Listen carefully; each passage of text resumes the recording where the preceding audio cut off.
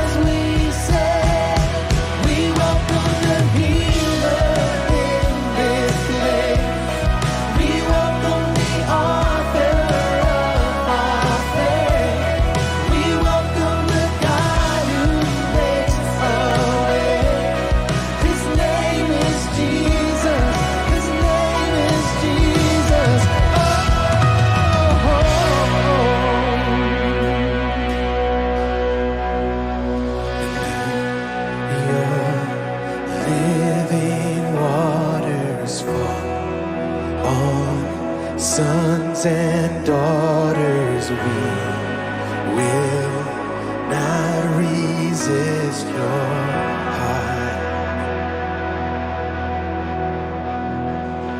Come and bring the breakthrough. We surrender to you. Our hope is in you, God. Come on, lift your voice and sing. And let your living waters fall on sons and daughters. We will not resist your heart. Oh, come and bring the breakthrough. We surrender to you. All our hope is in you, God. We welcome the healer in this place. We welcome the author of our faith. We welcome the God who makes our way. His name is Jesus.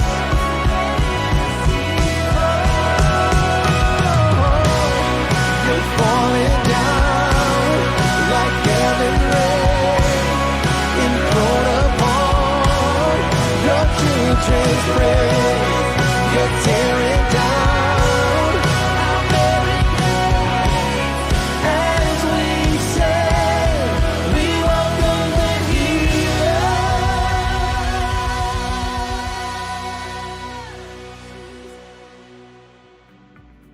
Hey Southside, Chris here, back for part 2 with Clay. Last week was phenomenal, and if you happen to miss it, you can go to our YouTube channel, hit the subscribe button. You can find the message there and watch it, as well as other content that we have. But Clay, of all the mind traps you could have chosen, why these? Well, Chris, probably because they synced up really well with a particular narrative, a story in Scripture. That's probably part of it. Sure, but- hey, that's great. We love that. We love that. But no, I mean, I think, I don't know, I tried to think of what is most common. And there are some that, maybe there are some that we miss that are more common to people, but particularly negativity. I mean, everyone at different points in time gets caught up in that trap Absolutely. of negativity. Yeah. The all or nothing one was probably the one that maybe initially people might be least familiar with, but I really enjoy being able to talk about grace and showing yourself grace and showing other people grace. And I think that was something that was exciting to me to be able to talk about. And then the victim, man, all of us at different times in life have been caught up in that one. So I think just how common, hopefully people can relate to them.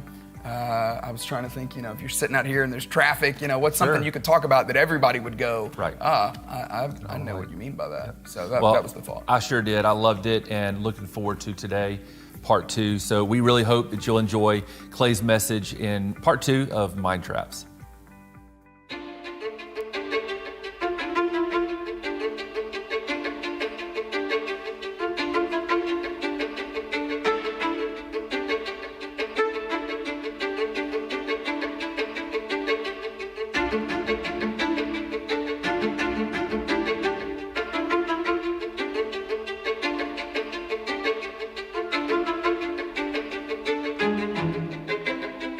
The brain is a remarkably powerful place, the central organ of the human nervous system. It's made up of 100,000 miles of blood vessels. That's almost 4 times larger than the distance around the equator. Neurons transmit and receive information that tells us when to breathe, when something is painful, warns us when there is danger, and tells us when to cheer for the touchdown. Within the brain, there are 100 billion neurons who pass information as fast as 250 miles per hour. That could outpace a Formula One race car. The power of the brain is remarkable. But what if our brains have adopted a mindset that needs an upgrade? Are we in danger of being trapped in our mindsets? How do we stop these mindsets from becoming mind traps?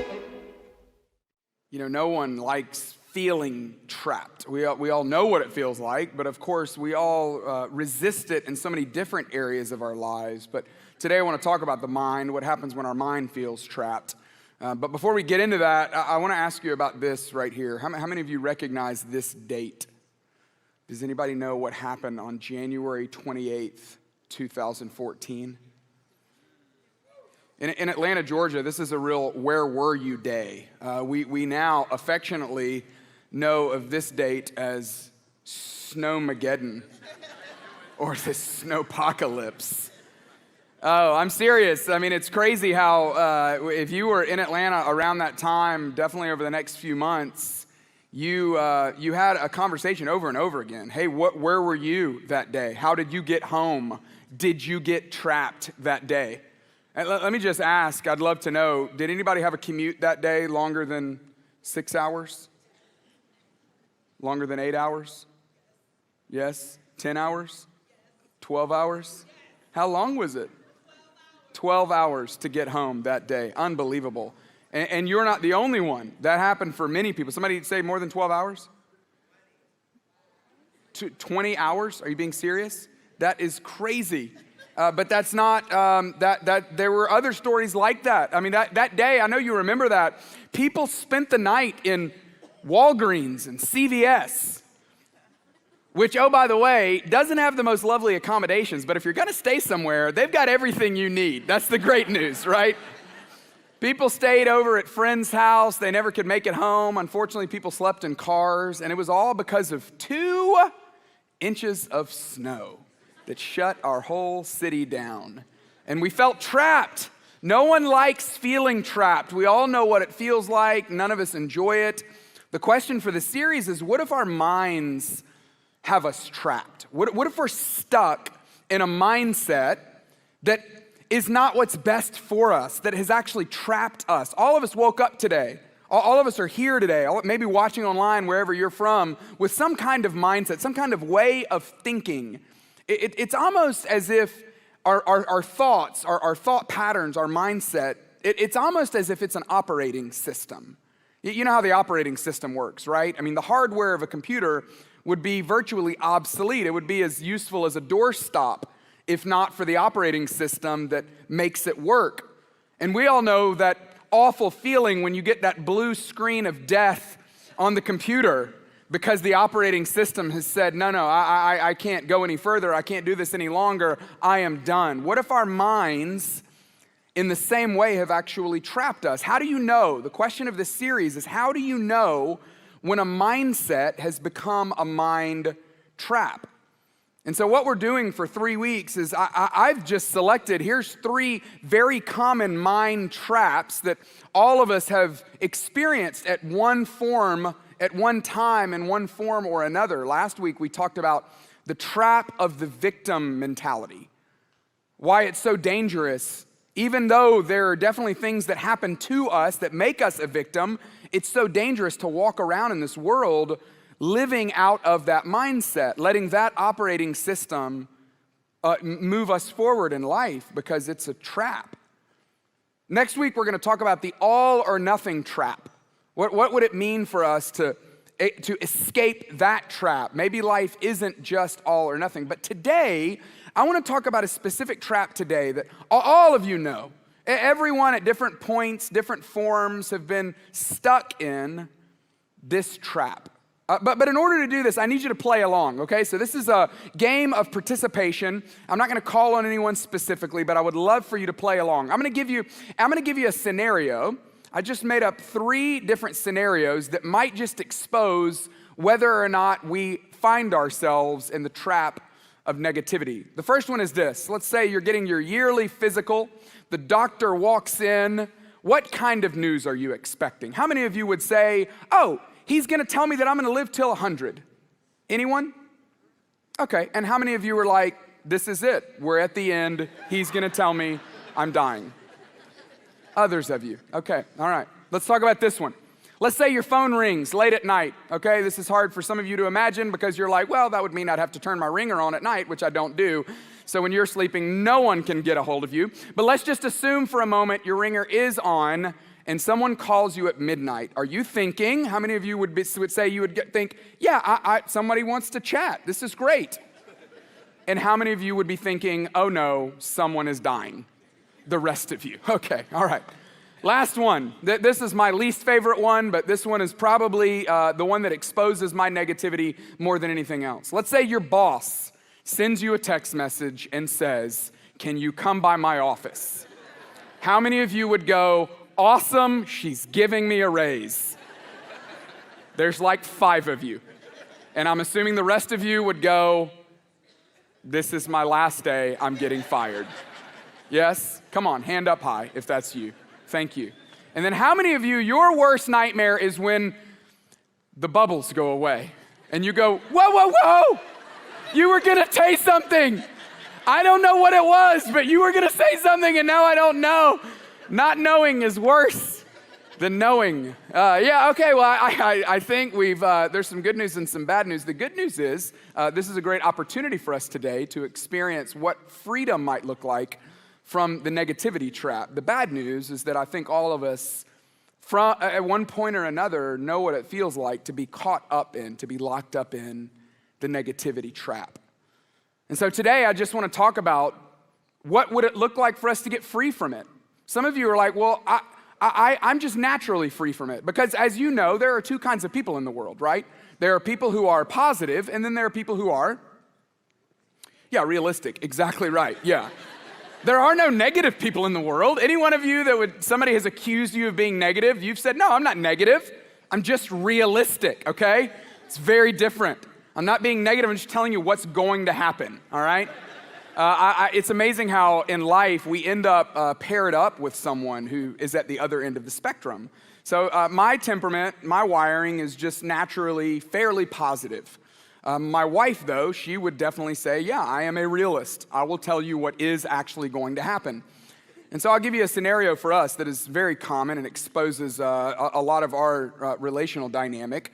Let's say once a year or so, we take a road trip out to Texas to visit her parents, and we've got a bunch of little kids, and so our van will just be trucking it down the road, but at some point, everyone has to eat, and so naturally, I will see this sign on the side of the road, the Cracker Barrel, where I'm like, who can resist, right? The chicken, the dumplings, the fact that they put them together in such glorious fashion.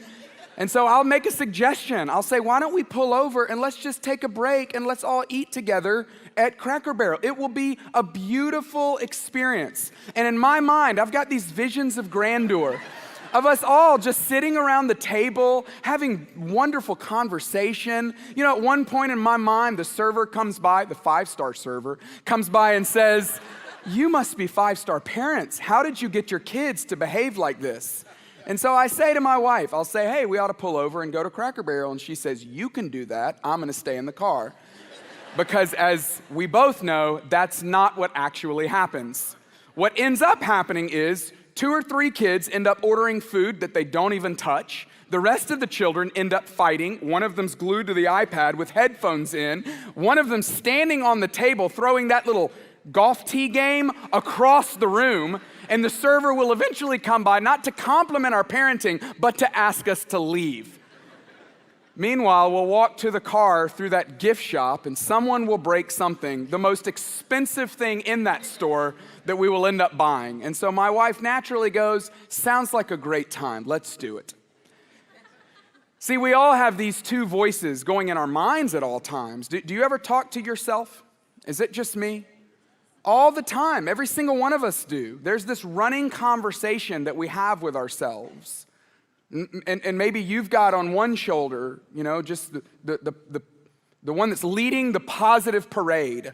And then on the other shoulder, you've got the one that's just offering a negative opportunity or option to every single scenario. What could happen? What might happen? All of the uncertainties of life. Well, you probably know that the reason why you haven't gotten the phone call is because there's something wrong. She didn't really like you. She's really gone. She's with someone else. I mean, all the reasons why. And we just naturally fill up our mind with negativity. And what's amazing to me about negativity is it's both addictive, but it's also contagious. The more we're around it, the more we're prone to it. Positivity is just, it's difficult, and it's becoming more difficult in our world. In fact, our world has become, wouldn't you say, just more and more negative. A lot of people think that our world is driven by Duncan, but I would say our world is really driven by fear. I mean, fear is what drives so much of our media, so much of our uncertainty about the future. And our mammal brain just naturally wants to run with the herd. Our mammal brain naturally is used to sharing threats with other people, establishing a common enemy, and then working together to stay protected from that common enemy. And if we're to step away from the herd to go see the threat ourselves, then we might just end up in the jaws of the predator. See, there's a reason why negativity abounds in us. And yes, positivity has a cost, but there's actually a benefit that's far greater, that outweighs the negative trap that we find ourselves in. In fact, just like we did last week we talked about this Old Testament character named Joseph. Today I want to pick up right where we left off. We ended last week saying that you can't really talk about being a victim without talking about the victory that Jesus has offered to us. And we read this doxology out of Philippians 2. The author of that letter of Philippians, the letter to the church at Philippi, is written by a guy named Paul. And so today I just want to take a bird's eye view. I want to pull out a couple of different verses from that letter, the letter to the church at Philippi. My hope is maybe the only application that you receive from this is that you leave today and decide to read through the letter that Paul wrote to the church in Philippi. Philippians is a beautiful letter. And what's interesting to me, what's helpful for me, is he doesn't just say, don't be negative. No, he actually replaces it with something it's actually weightier. It's more meaningful than just optimism or just positivity. Because this is not just an easy problem that we're facing. This is a genuine trap. And if we're going to escape the trap of negativity, I think it's worth us looking at what kept Paul so positive. He's going to introduce us not to a new word, but to a word that we don't necessarily associate with negativity. He's going to say that if you want to get past your negativity, if you want to get out of the trap of negativity, what he chooses to do is he chooses to focus on joy. Not only joy when things are going great, and not even just joy in spite of our circumstances. No, what he's going to say, and it seems hard to even understand or believe. He's going to say there is a possibility for you to experience joy because of your circumstances. That there's a way, in fact, the way that you can escape the negativity trap is to choose joy no matter what you're in the middle of. And not only are we going to see him embody it, but we're going to listen to some instruction he gives on how we can actually experience it ourselves. But to get there, to understand Philippians, we have to understand the context in which he wrote it. Does anyone know where Paul was when he wrote his letter called Philippians? He was in jail. Yeah, some of you Bible trivia scholars nailed that one.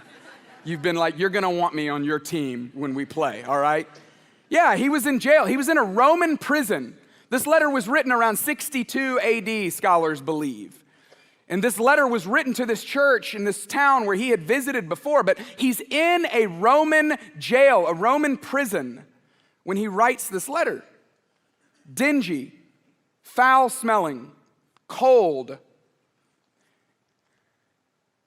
And it makes what he says even more powerful when we understand that he was choosing joy in some of the worst circumstances of his life. Here's what he says in the first chapter.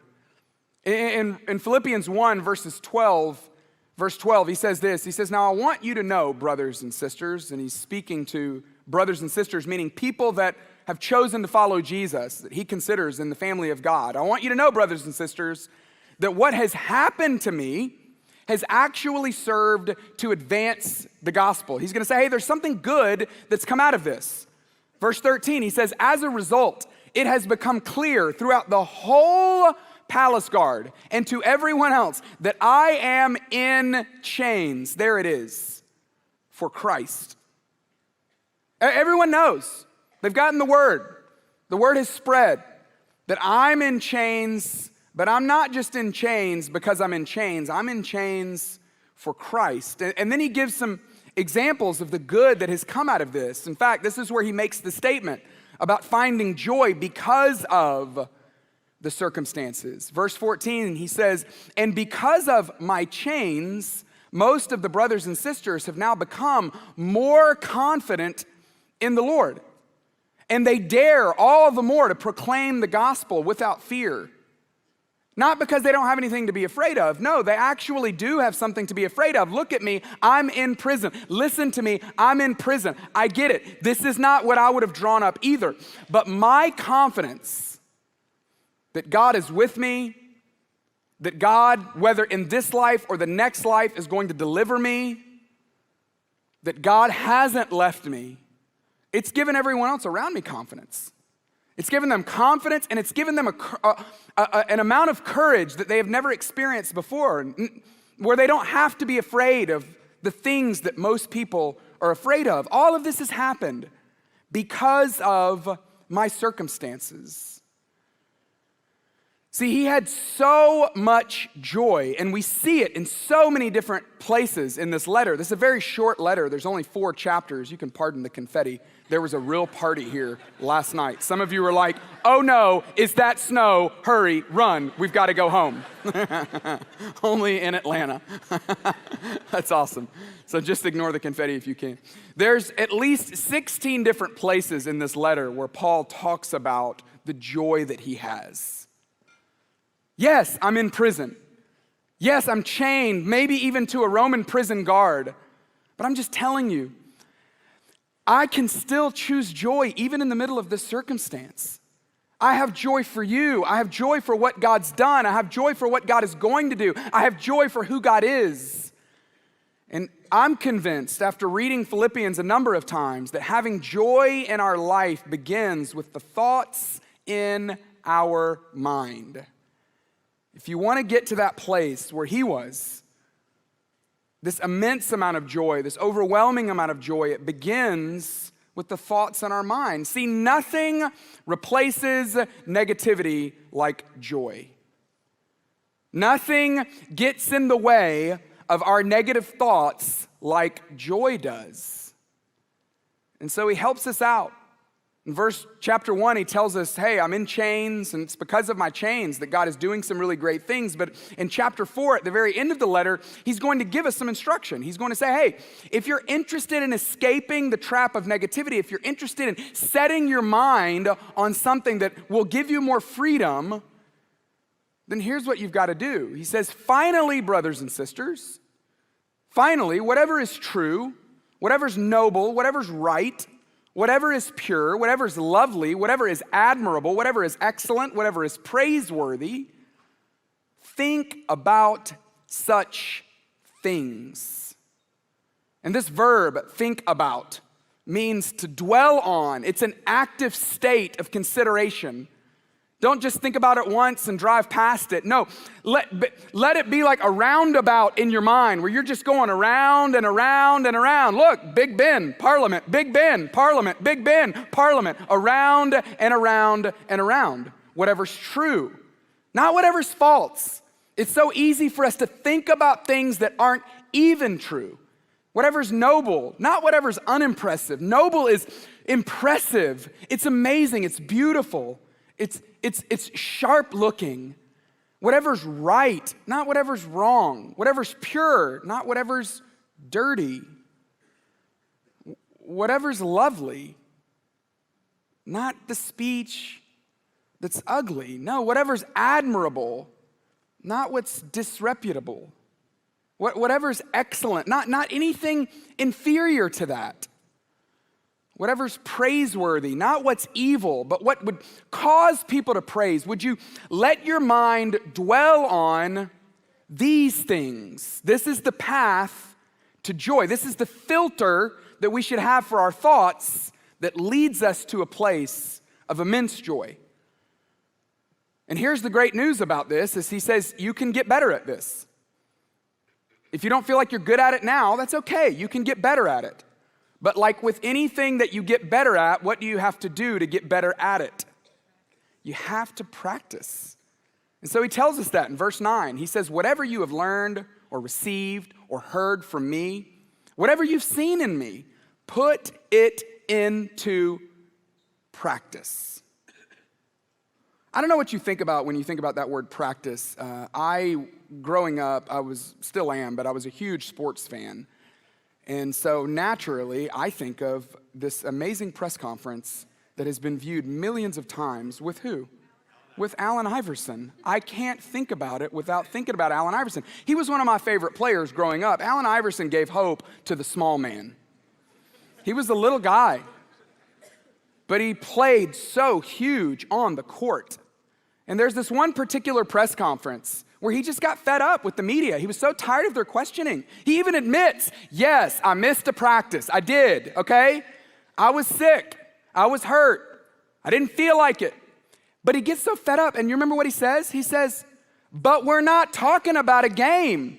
We're talking about practice. That's what we're talking about. And what's crazy about this clip is for 3 minutes, 3 solid minutes, he says the same thing over and over and over again. We're talking about practice. We're not even talking about the game. If it were the game, okay, but we're not talking about the game. We're talking about practice. I mean, come on, practice. It's practice. That's what we're talking about. For 3 minutes, he just says that. Now, there's a pretty significant difference between Allen Iverson and me. There's a pretty significant difference between Allen Iverson and you. And I'm not talking about on the basketball court. What I mean is, there are some people in life that they're just really good at something and they don't actually need to practice all the time. But you and I, when it comes to our thoughts, we're probably not included in that small group of people. No, we need to practice. Why?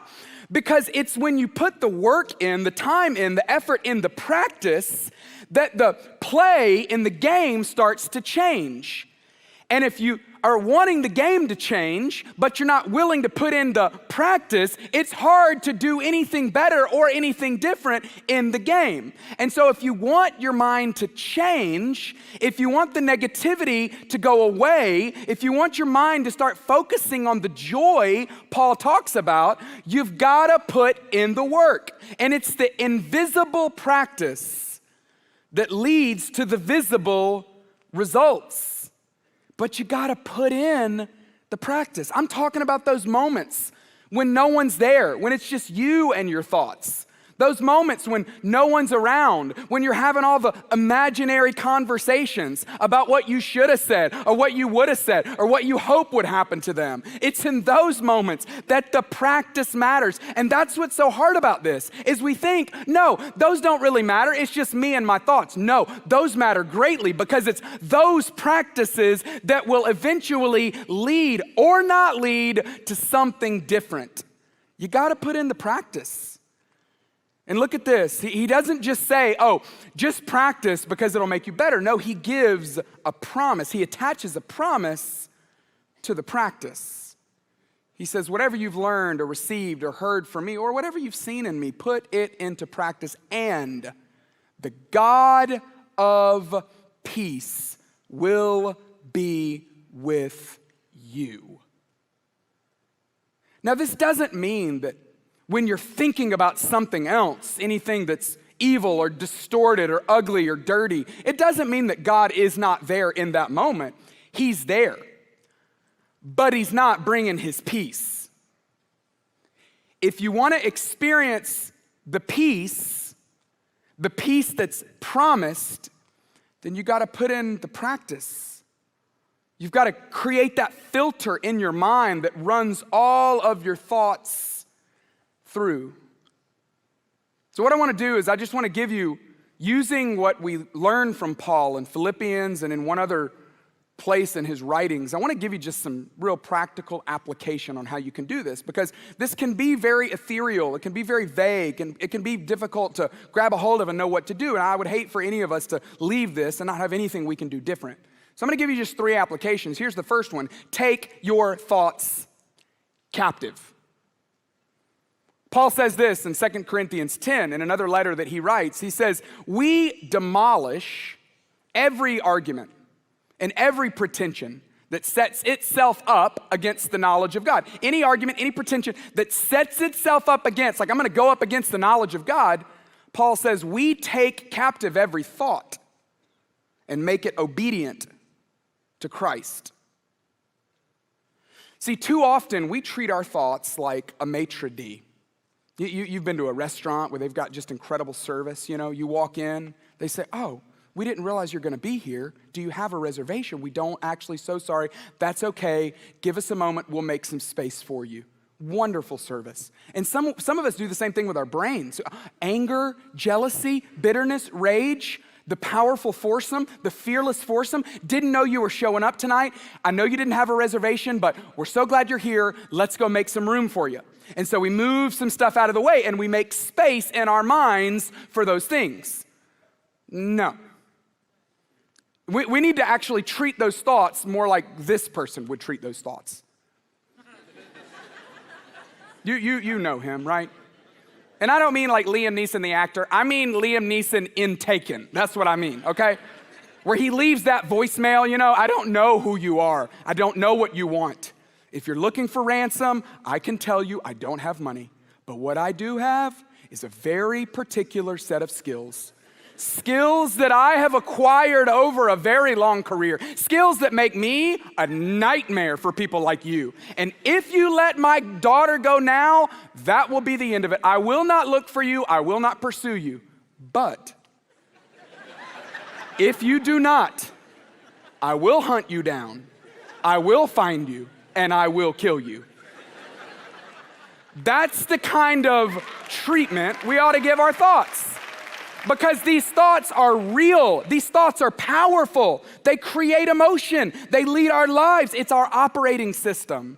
So why would we not be vigilant with these thoughts? Who sent you? Why are you here? What's your goal in all of this? All right, I hear you. Come on in. We'll let you sit down for a minute, but you cannot stay long. No, we need to treat our thoughts with that kind of ruthlessness. We have to take every thought captive and make it obedient to Jesus. Secondly, we have to find the inputs. We have to find the inputs. What I mean by that is all of our thoughts have an origin. They all have a genesis. They come from somewhere. They come from someone. In fact, I had a friend that I was having this conversation with years ago. And I asked her, I said, hey, she travels a lot for business. And so I was like, what do you do when you travel? She was like, that's interesting you say that. I've actually been thinking a lot about that because my tendency is just to grab a magazine from one of the magazine stands, which this is a little bit of a dated example because who reads magazines these days, right? But she's like, I just would grab a magazine, and I've just noticed that these magazines, whether it's People or Esquire or Forbes or whatever they are, like, yeah, I mean, I enjoy reading them, and it's a little bit like candy, like it's just hard to not enjoy it. But what I started realizing is it makes me compare my life over and over again to people that aren't experiencing the same thing I'm experiencing. I mean, yeah, okay, Brad and Angelina, that's cool that that's happening in their marriage, but that's not my marriage. That's really cool that Ryan Gosling, it looks like that, but that's not really my life, which is very debatable, Ryan Gosling in general. I don't know, there's real mixed opinions about him, but I'll let you decide on what you imagine of Ryan Gosling. But you have to find the input. You got to find, hey, where's that comparison coming from? Comparison is the thief of all joy. So what's causing me to compare? And I'll tell you what it's not. It's definitely not social media, y'all. Social media is so positive, helpful, encouraging. Never once has that ever made anyone think less about their own life when they saw their best friend who just had a birthday party and didn't invite you to it. So that never happened. So you can take that one off the list. But there's some other inputs that might actually be worth thinking about. The people that I'm hanging around. The news sources that I'm exposing myself to. What am I reading? Who am I putting in my life? What voices am I allowing to have space in my head? Would you be willing to not only take your thoughts captive and go, who sent you, why are you here? But would you also go, hey, where did you come from? What's this? Where was the input? Who sent you here? And then lastly, I want to give you one last application, and this one's actually directly from something Paul said in Philippians at the end in chapter 4. He says this, he says, verse 4, rejoice in the Lord always. I love this part. Again, I say rejoice. I've sung all the songs, I've read this verse dozens of times. But reading it in this context over the last few weeks, it's taken on a whole new meaning for me. And I've started to really feel like I'm tapping into the power of what this means, that we would rejoice in the Lord. Again, I say rejoice. Because it's like Paul knew, these people are going to be a little slow on the uptick, so I'm going to go ahead and say it again. Rejoice in the Lord always. No. Pay attention, listen to me. Again, I'm serious, rejoice. What does it mean? What does it mean to rejoice in the Lord? Let me just ask you, are there ever strategic, intentional moments in your day where you are rejoicing in the Lord? For those of you that are not Jesus followers, maybe a friend invited you, and maybe for you this is even difficult to understand because you're like, what does that even mean to rejoice in the Lord? That sounds like a Christianese, you know? But for those of you that are following Jesus, this is an explicit command that he gives us. This is not a, hey, if you are up to it, if you're open to it, if you're interested in it. No, he's saying, hey, if you want to upgrade your mind, if you want to get on another level, if you want to get free from the trap of negativity, you have to, at some point in your day, at some point, as strategic as you would be about eating or about working out or about your latest Netflix binge or at showing up to work, you've got to plan out some time to rejoice in the Lord, because it's in the rejoicing that we have to replace the negative thoughts, because our mind can only think about one thing at one time. And it's in that moment that the negativity is almost repelled by the rejoicing. I saw this yesterday in a really profound way that I probably haven't really emotionally gotten over, but about 2 weeks ago, it was actually the day before Kobe died, a mentor of mine passed away. And so I was mourning Kobe's death in a whole different way because of what it reminded me about this particular mentor of mine who had passed away. His name is Reggie Campbell, and I wasn't the only one who was mentored by him. No, he has been leading mentoring groups for the last 20 years, and he actually created a system called radical mentoring that a lot of our churches actually use, that because of the system that he's created, over 12,000 men have been through a radical mentoring group. So this is a man who had immense impact with his life. And I sat there yesterday at his memorial service, listening to his wife, Miriam, listening to his son, Ross, listening to his daughter, Erin, listening to some other friends of his talk about what a remarkable person he was. One of them talked about some of the last few sentences that he said just before he passed away. They said we could hear him with confidence. Not even really, he had been muttering things, but this was clear with confidence that he said, I'm just amazed that he saved me. He changed my life, and I cannot wait to see him. And as I sat there yesterday, honestly, this is terrible. My first thought was like, oh gosh, I don't know what I'm gonna mutter when I'm not even really conscious and I'm just saying things, you know? Like, isn't that a little scary that people are like, wait, what? That's what you really were all about? Like, that's weird. Why are you saying that now? But when I was listening to that, I just thought, God, I want that so badly. I want your joy to be so deep in me, in my heart and in my mind, that the last thing that I would say would speak to your joy, would be to rejoice in you.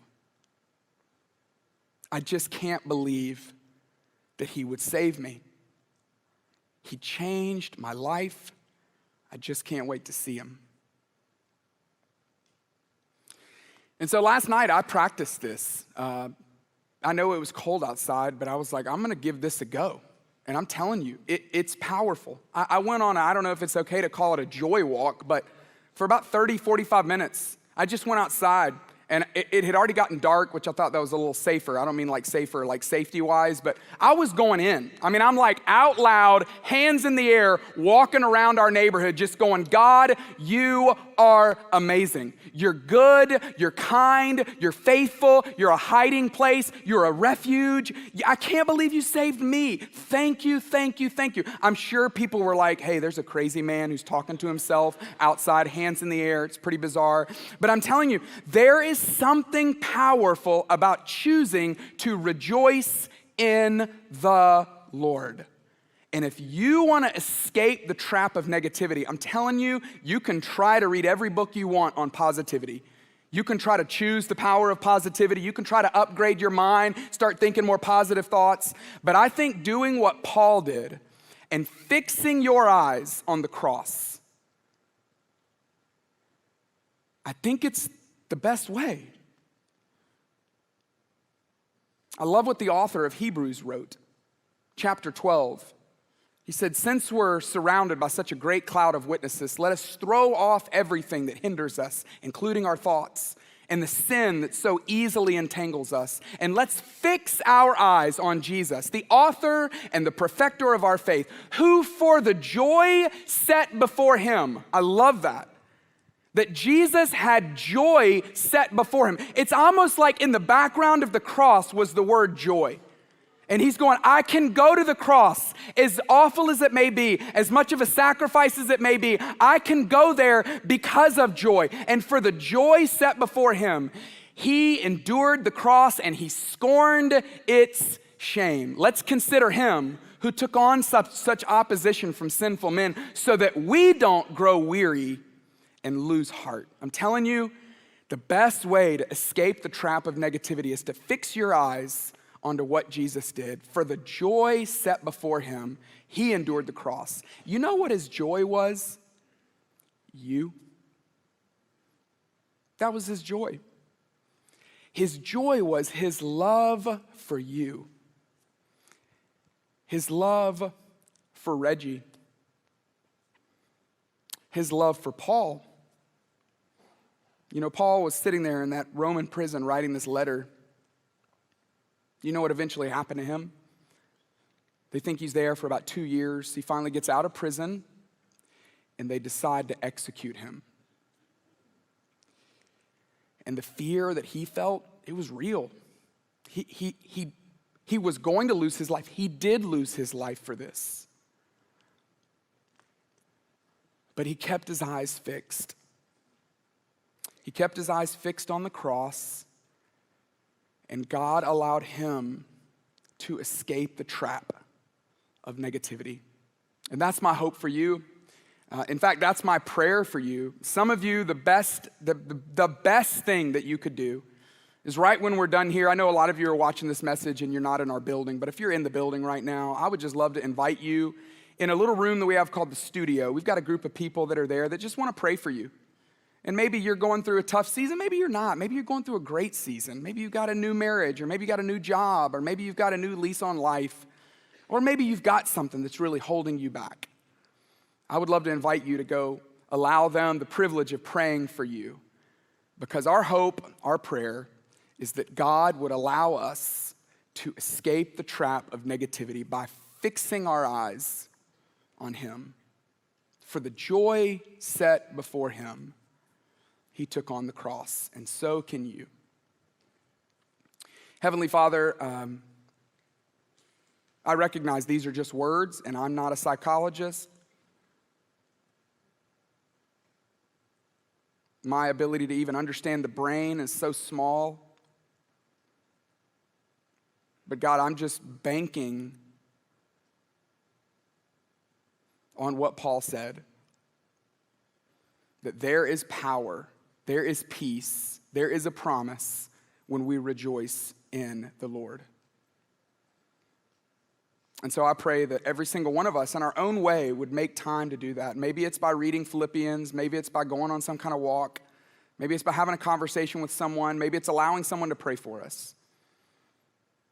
But I just look forward to the day when your church is made up of positive, forward-thinking, can-do, hope-filled, anything is possible kind of people.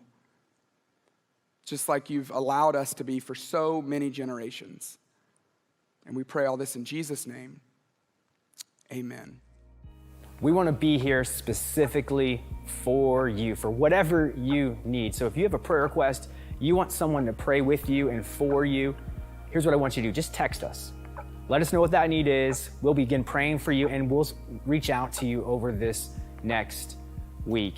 And hey, before you leave today, I want you to be reminded to be a friend and tell a friend about Southside Church, Henry County. We hope to see you there in person next week. Maybe invite someone you know, or we'll see you right back here on Southside Online. Have a great week.